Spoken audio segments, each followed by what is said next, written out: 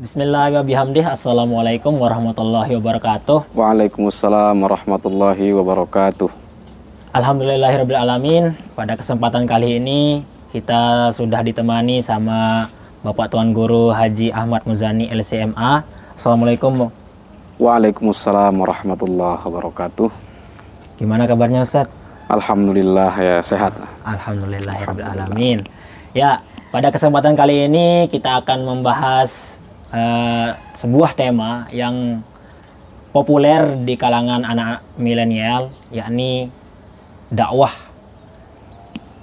Kebanyakan dari anak milenial yang sekarang banyak mendapatkan dakwah dari berbagai macam media, baik itu YouTube, Facebook maupun yang lainnya. Jadi untuk yang sekarang kita akan membahasnya bersama-sama, bincang-bincang santai bersama Bapak Tuan Guru untuk lebih lebih terperincinya dan sepopuler apapun, sepopuler gimana sih dakwah itu. Nah, langsung saja Bapak Tuan Guru ya. Okay. Ada 3 pertanyaan yang pernah kami tampung. Yang pertama, apa yang dimaksud dengan dakwah?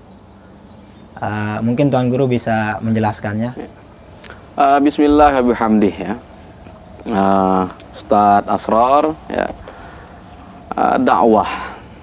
Dakwah ini kata yang sudah masuk menjadi bahasa kita, sudah masuk menjadi bahasa Indonesia. Dakwah itu sebenarnya bahasa Arab ya.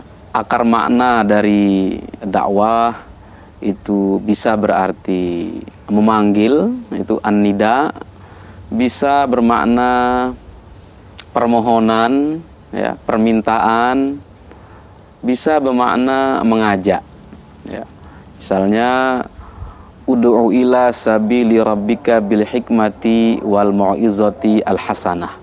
Itu ajaklah ke jalan Tuhanmu, panggillah ya ke jalan Tuhanmu dengan hikmah, dengan mau'izah hasanah.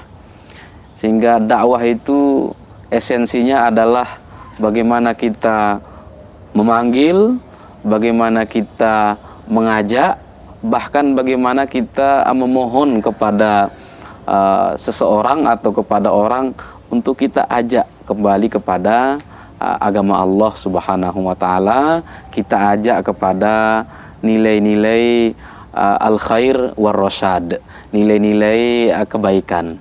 Saya kira secara sederhana dakwah bisa dipahami seperti itu. Oh ya. Terima kasih. Kemudian ada pertanyaan yang kedua, Ustadz, bagaimana berdakwah yang baik menurut pendapatnya Ustadz?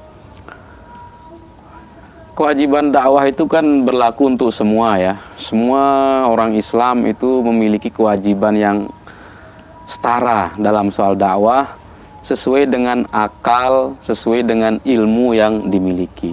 Jadi saya memiliki kewajiban untuk berdakwah, Asrar juga memiliki kewajiban untuk berdakwah sesuai dengan kapasitas dan fungsi kita masing-masing. Maka berdakwah yang baik ini, yang pertama kita melihat ke dalam diri kita dulu.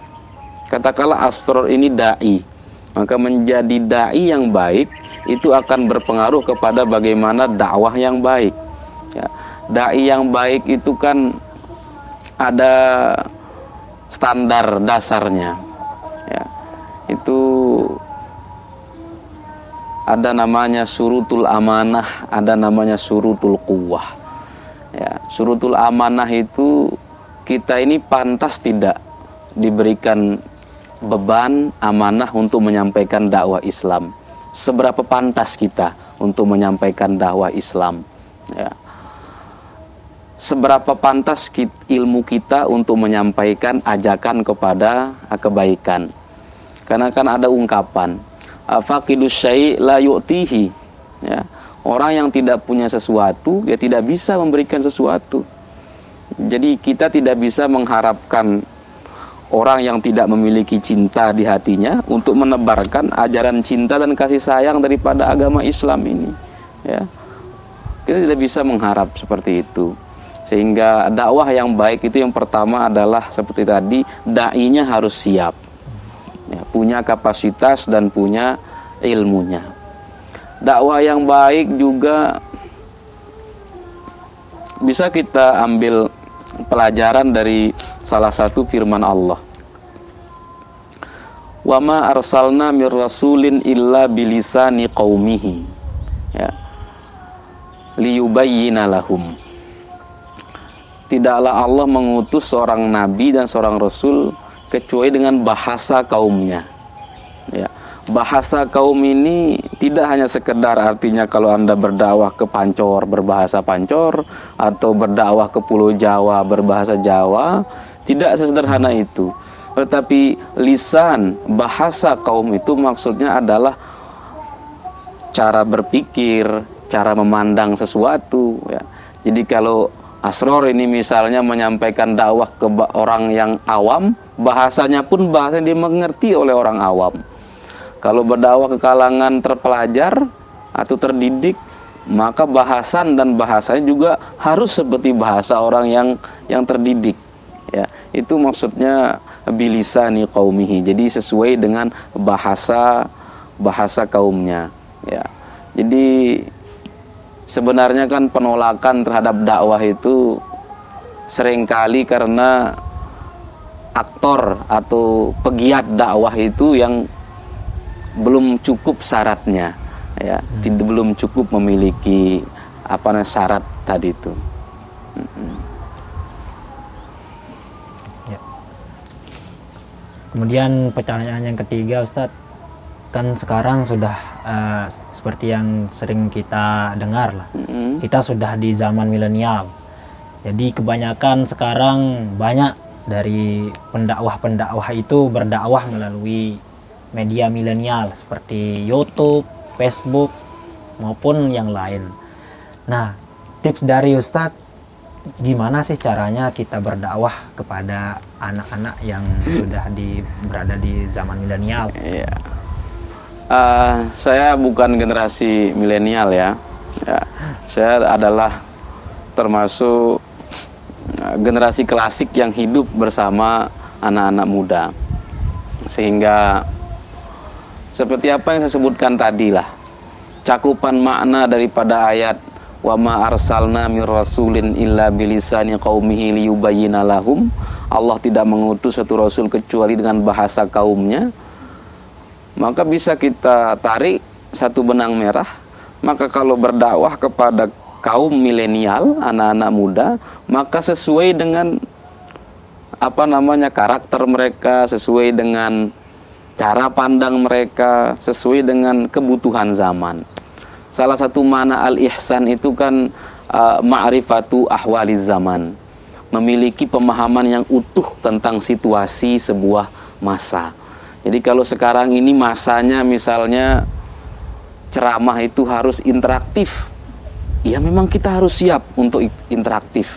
Nggak boleh kita takut ditanya. Ya. Kalau memang masa ini orang-orang akan bertanya dengan media sosial, ya, jangan menganggap itu su'ul adab. Jadi kalau Mas Aso tiba-tiba mendapatkan pesan WhatsApp nanya apa hukumnya begini, oh ini su'ul adab, ya jangan. Ya, ini memang masanya, ya. Kemudian dakwah Islamiyah itu tidak ada yang berbeda dari zaman Nabi sampai nanti. Dakwah Islamiyah itu seperti itu, hanya kemasannya yang berbeda. Esensinya tetap sama, kemasannya yang beda. Kita ini kan, ya, seperti yang kita lakukan sekarang, ya, ini kan kemasan, ya, esensinya sama, yaitu apa? Pesan itu sampai ke orang. Bagaimana supaya pesan itu sampai? Melalui media, ya, melalui pemahaman bahasa, ya. Pesan dakwah itu harus bisa ditangkap oleh akal, ya, kaum milenial.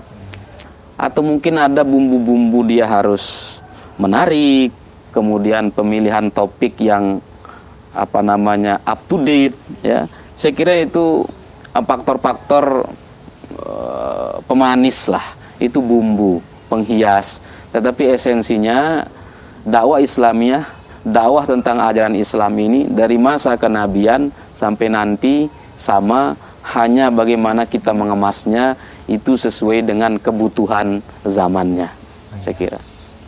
Oke, tadi sudah kita dengarkan jawaban dari beliau terkait dengan dakwah. Apa sih dakwah?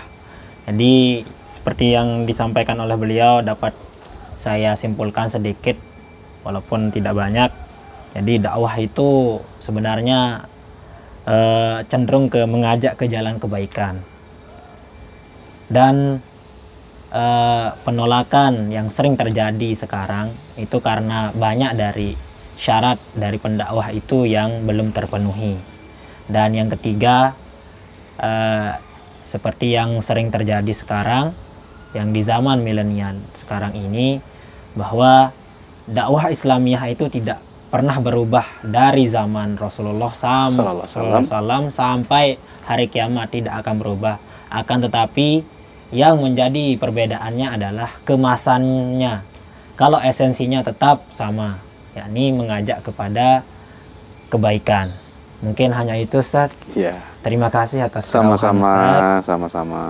Wallahul muwaffiq wal hadi ila sabir rasyad. Wassalamualaikum warahmatullahi wabarakatuh.